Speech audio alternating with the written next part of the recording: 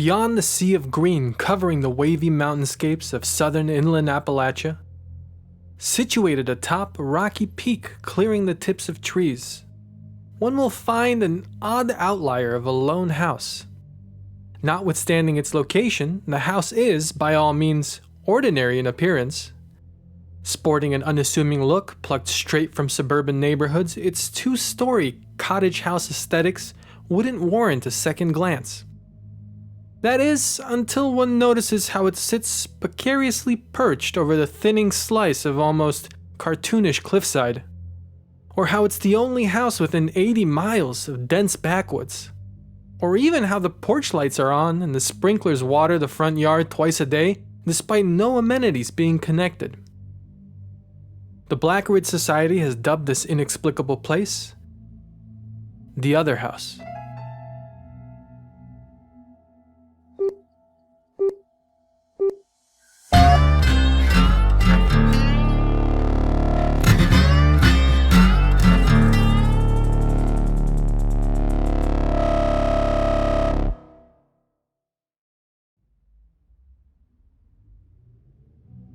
Agents Pike and Robbins arrived at the Other House July 22nd of 2019.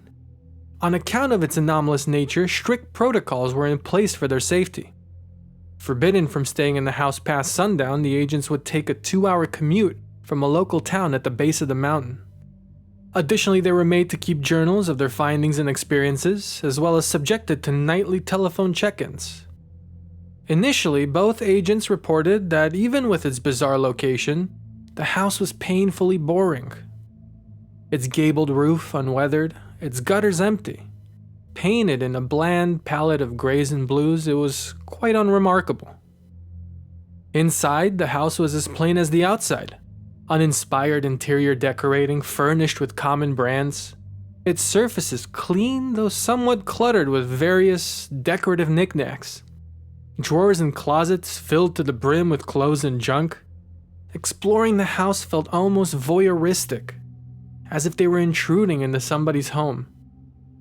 Even framed pictures lined the walls, although eerily, each had a photo of its own distinct family. All the photos were taken in or around the house, and none showed all the individuals together. While the people in them were smiling, their eyes portrayed a deep sadness. As the days passed, the investigation began unearthing a plethora of fascinating details. Hidden to the naked eye, the rooms of the house were built in impossible dimensions. Hallways stretched for lengths greater than the total length outside. Rooms had enormous closets that made no indent in the room next to it.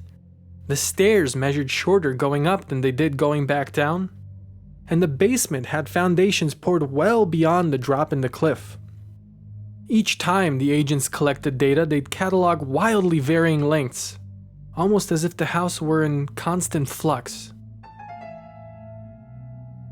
It was towards the end of the week when the agents began to feel unwelcome. They claimed that along with a sensation of ire floating in the air, physical manifestations would begin testing their patience. Doors to rooms would close and jam shut just to be found open hours later. Equipment used in testing would turn itself on and off, sometimes showing spikes in dangerous atmosphericals like carbon monoxide or radiation. And cameras set up to monitor rooms would vanish from their spots just to appear scattered across the front lawn. Unfortunately, due to a lapse of judgment from command, they were not withdrawn from the field immediately. And as if knowing its prey had been gearing to leave, the house exercised its will to an extent the Black Ridge Society was not prepared for.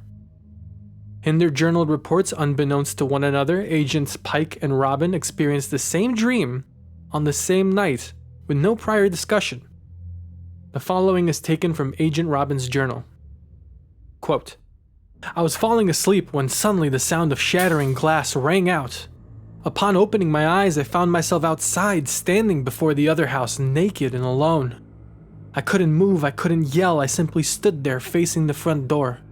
The once plain features of the house were replaced by human-like expressions of anger. Its gutters slanted over its windows, its doorway had flipped sideways, bowing downwards like a frown. The entire structure leaned in towards me, towering menacingly. In addition to its physical features, the house was surrounded with a permeating red aura, radiating around it like a halo. There was an innate feeling of terror present, a feeling that logic couldn't explain. Something deep within me warned me not to enter that house again. It felt less like a dream, more like a harbinger." End quote. The next morning, Agents Pike and Robbins both expressed in their journal feelings of apprehension about returning to the house. Unfortunately, a lack of communication caused them both to ignore their instincts. It was that very afternoon the agents went dark. All subsequent information has been pieced together through post-interviews.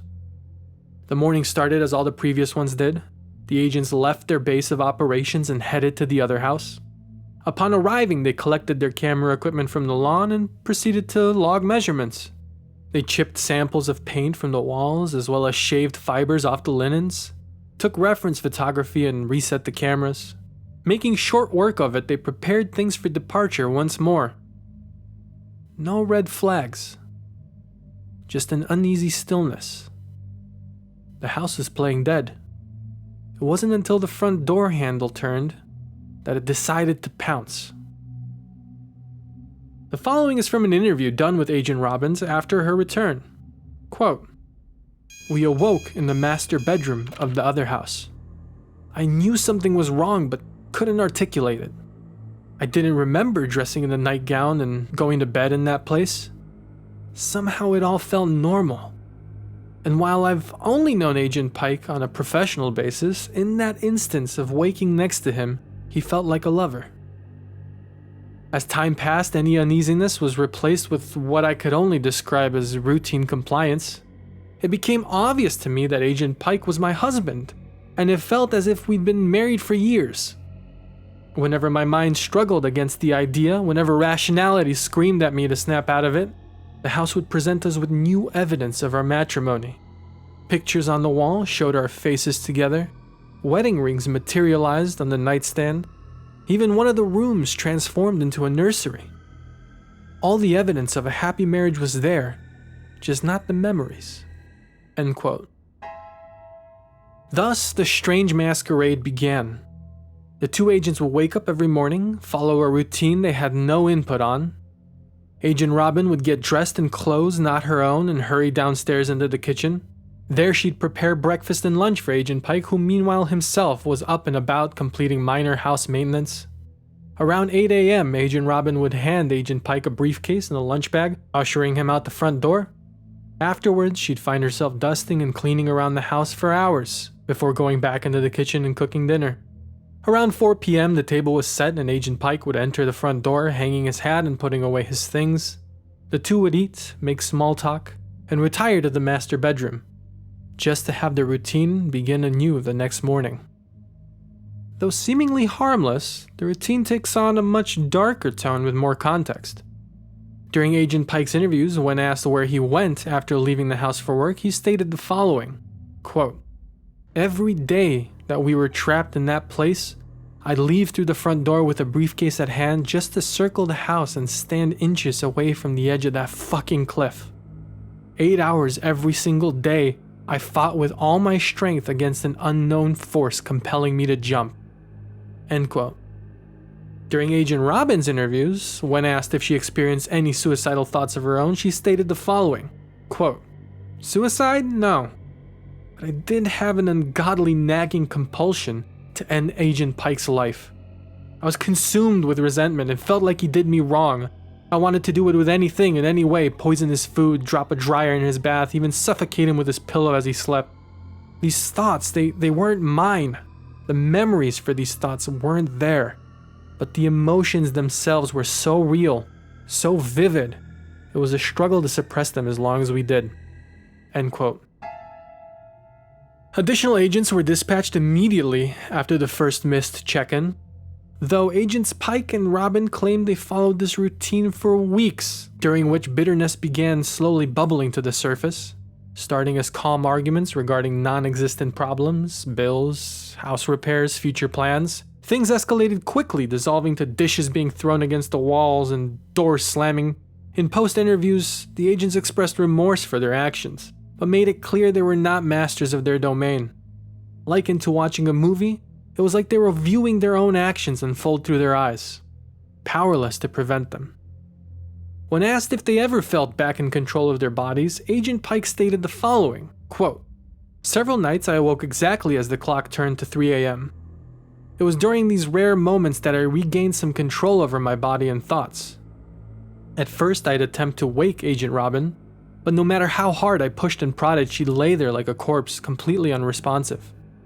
Next I'd stand and make my way towards the door. I couldn't run. Instead I lumbered towards it like one would a restroom at night. That's when the shadows came. They'd appear out the corner of my eye, some darting between rooms, other hovering against the wall. I couldn't react, only having partial control over my body. Instead, I trudged onwards trying to flee the house. Though, when I'd reached the front door, a field of radiating energy pushed back against my body, preventing me from reaching the handle. I'd strain with all my strength until finally waking up in the morning, exhausted and drenched in sweat." End quote. Time passes differently in the other house. What constitutes as an hour is far more ethereal, harder to gauge. The cumulative actions Agents Pike and Robin experienced in that house without question lasted longer than the 12 hours it took for support to arrive. In that window, they'd been subjugated to galling tortures that tested their will to live. Everything boiled to a fever pitch when, as if sensing its time to tease its prey was nearing an end, the other house once again shifted in a desperate attempt to consume them. Lastly, I'd like to share an excerpt from Agent Robin's interviews regarding their final moments in the house. Quote, "I awoke at 3 a.m. A familiar stillness fell over the house. I was able to control my body, but with what felt like input delay between my thoughts and actions. Agent Pike was not in bed next to me, though through the closed hallway door poured in a red glow outlining its frame. Lead hit my stomach as I willed myself towards the light. Opening the door bathed the room in a neon bloodish hue. The air was pulsating, beating in time with my heart. I pushed forward through the oppressive dread, walking down the stairs. On the first floor, the basement door hung wide open. I didn't want to go down there, but I knew Agent Pike's life was in danger. Determined to leave this together, I ventured deeper into the bowels of that beast. There on the cold cement floor stood Agent Pike, bathed in a violent red gleam with a knife at hand. He had been facing me, his head hung downwards. I took a hesitant step forward and noticed a shadow lurching over him. It hovered feet above the ground, and from its black, billowy torso fell thin strands of smoky string that wrapped itself around Agent Pike's limbs. Like a puppeteer, the shadow tugged at its tendrils, making its puppet move, forcing Agent Pike to lunge at me with the speed of an animal. The weight of his body collided with mine, knocking me against the wall. He hovered over me like the shadow did him, pinning me to the wall with one hand and burying the glimmering steel with the other. We met each other's eyes. I could tell he'd been fighting it with his entire being. If it wasn't for his inner strength, I would have surely been dead by now. It was then the dark entity spoke, its voice low and wet, aggravated. "Give hers to me," it gargled furiously. Agent Pike's muscles tightened, his teeth audibly grit. Flames began to burst from the walls around us. "Give hers to me and I will let you keep yours," the thing demanded with a roar that shook the mountains underneath. Then Pike's face softened. His grip loosened. The words "I love you" slipped from his lips. And with that whisper, the shadow vanished, its grip no longer over us. I helped my partner to his feet and we escaped as the flames engulfed the house. We stood watching that fucking thing burn to the ground, and a few hours later, you showed up. End quote. It's to note that only 12 hours passed since they went dark. We evacuated Agent Pike and Agent Robin, and they made a full recovery at the local hospital. The next day, the other house stood once more, unburned and untarnished. Strangely, the two agents married shortly after their return, and they remain happily married to this day.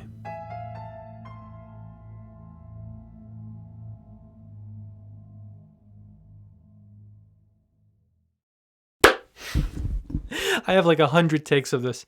Thank you so much for watching The Other House, guys. My name's Welvin Z. Porter. If you like what you saw, we'll have more videos like this coming every Friday. There'll be some horror, some suspense, some thrillers, some science fiction, all good stuff like that. Right now, we do have a written story out on the website. It's called Jack. It's about small towns harboring big secrets. It's kind of a 1980s slasher homage, kind of a Halloween thing I got going. So if that sounds like it tickles your fancy, give it a read. It's in the link on the description down below. If not, check us out next Friday when we have another one of these videos up. This is my first video, so hopefully it wasn't too atrocious. Hopefully I'll continue to improve, and hopefully I'll figure out this fucking fog machine. Happy Halloween, guys. See you later. Peace.